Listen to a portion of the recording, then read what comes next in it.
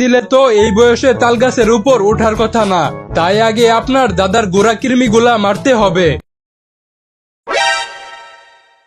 বল্টু, তোর বাবার নাম কি? স্যার, গরুর পিছন দিয়ে যেটা বের হয় আর প্যান্টের ভিতর যেটা নড়াচড়া করে। মানে আমার বাবার নাম গোবর্ধন।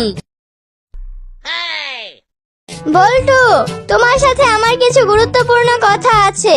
তুমি যদি অনুমতি দাও তাহলে আমি সব খুলে বলবো।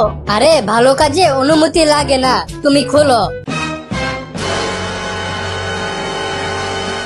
স্যার, কেউ যদি রোজা রেখে ভুলে পানি খেয়ে ফেলে তাহলে কি তার রোজা ভেঙে যায়? না, ভুল করে পানি খাইলে রোজা ভাঙে না। আর যদি কেউ ইচ্ছা কইরা ভুল করে পানি খায় তাহলে?